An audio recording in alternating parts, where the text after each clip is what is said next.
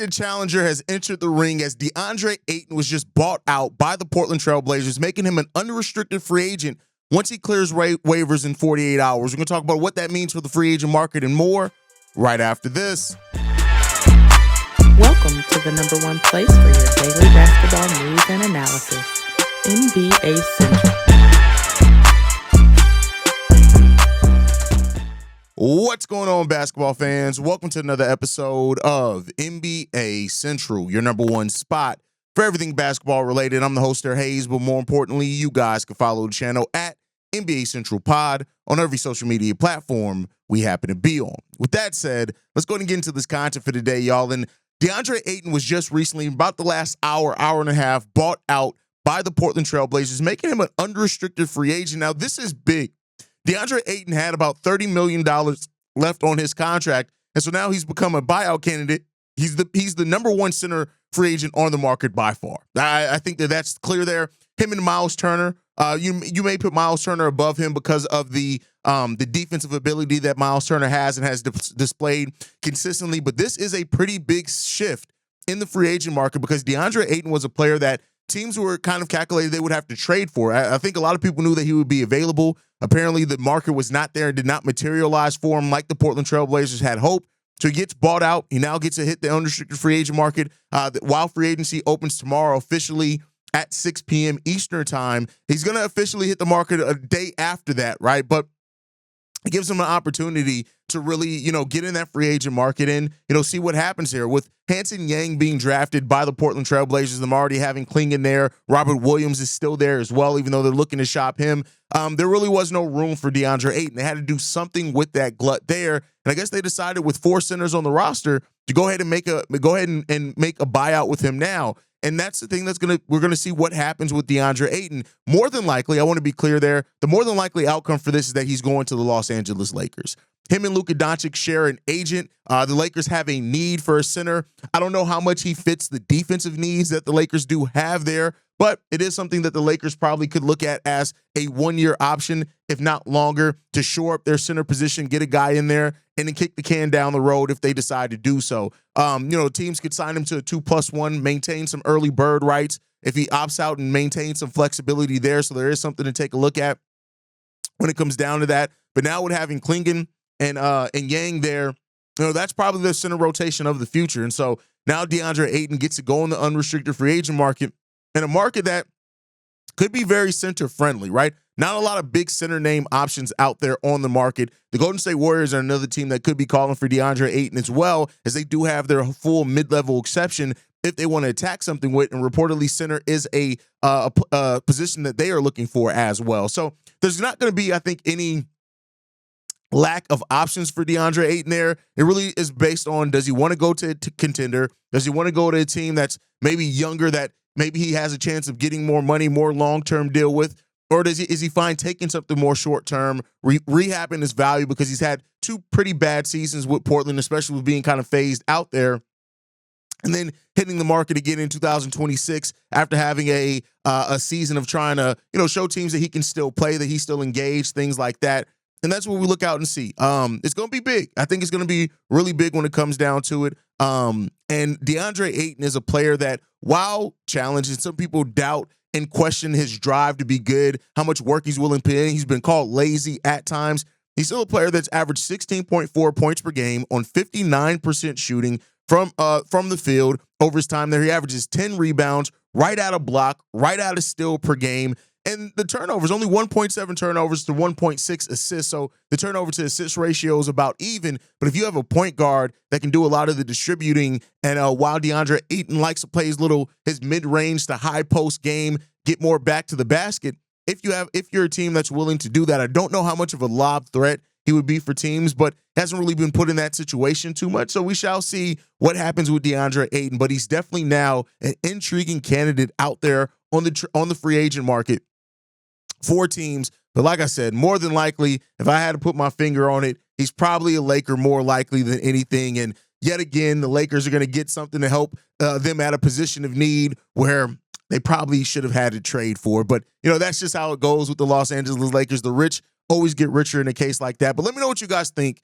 down below. Deandre Ayton now set to be an unrestricted free agent on the market. Do you think, like me, he's probably set to go to the Los Angeles Lakers? Or do you see another team potentially being interested in DeAndre Ayton? Let me know that down below. With that said, since we're already catching up, we might as well catch up on some other deals that have happened. Jabari Smith Jr. agreed to a 5-year, $125 million extension with the Houston Rockets. And this makes sense. With them having Kevin Durant in now, I said it before, they are going to try to line up everything, right? So they're trying to, and this is my guess, line up all their contract extensions, right? Line up Fred VanVleet, get now Jabari Smith locked in. That way, by the time they sign this extension that Kevin Durant wants to sign, he wants to get a couple of years in as an extension with the team that he was traded to in the Houston Rockets. You have kind of everything locked in. You can focus then on just having your team and know exactly how your cap situation is going to work. Jabari Smith, for what it's worth, last season averaged 12 points, 7 rebounds, 1 assist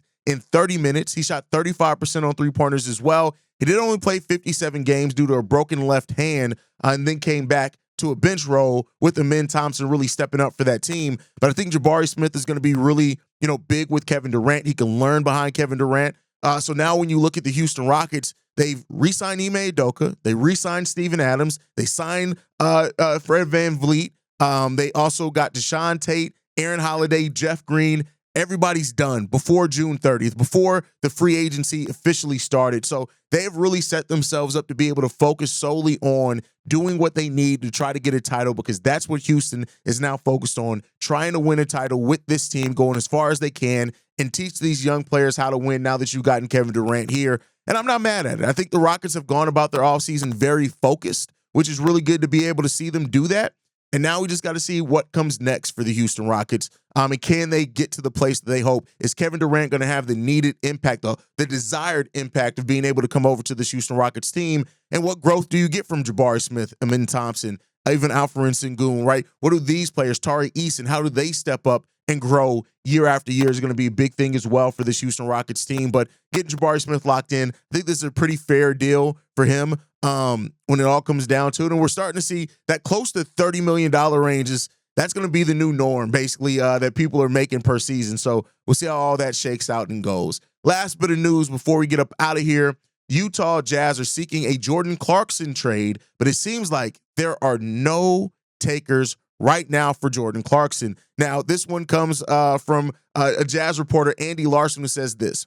The Jazz would like to trade Jordan Clarkson, but there's next to no interest on the trade market right now. Simply has not had a very good last 2 seasons and is on the wrong side of the age curve.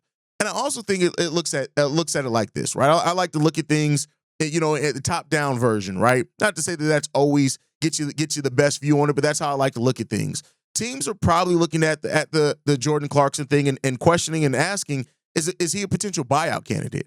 Are the Utah Jazz going to be in such a position with Jordan Clarkson, who only has 1 year left on his deal at $14 million, where they'd be willing to buy him out, even if that goes into the season? And if he is a buyout candidate towards the end of the season, rather than trade assets for him, you're able to get him in there as a buyout candidate. He's he's 33 years old, so he's still, he's at that age where you expect the production to start declining. And yeah, his last 2 seasons weren't necessarily the greatest, but I do think that Jordan Clarkson can still help some teams that need a scoring punch off the bench. But we've seen teams be fine waiting and willing to wait on that on the buyout market or in the middle of the season as they see what players are going to step up and things like that. I also think Jordan Clarkson being thrust into a starting role. He's not a starter. He's been better when he's been coming off the bench for his career. And I think that's where he's best suited at. In 2022-23, he started all 61 games he played, then 19 the year after that, 9 games the year after that. But he's been on a steady decline. 20 points per game in 2022-23, 17 the year after that, 16 the year after that. So there is some reason and cause for concern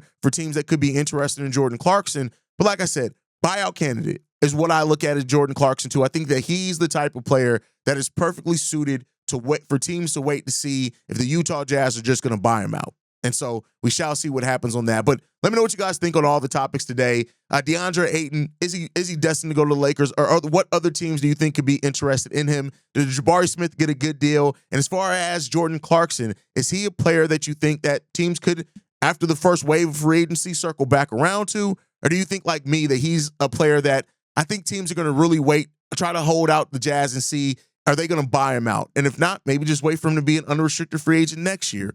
So there's those questions that are there. But let me know what you guys think on all that down below. Make sure you're following us at NBA Central Pod. You can send us any feedback, questions, comments, concerns, NBA Central Show at gmail.com. And then lastly, if you want to leave a text message and our voicemail for the mailbag, the number to do so, 773-270-2799. We're the number one spot for everything Chicago Bulls related, but that's thanks to you, lovely and beautiful people. And like I like to end every episode on, thank you guys for tuning in. I'll catch you guys the next time I feel like making a video. Definitely tomorrow at this point, because I'm about to get some sleep. Love you guys. Peace, y'all. This has been a presentation of the Break Media.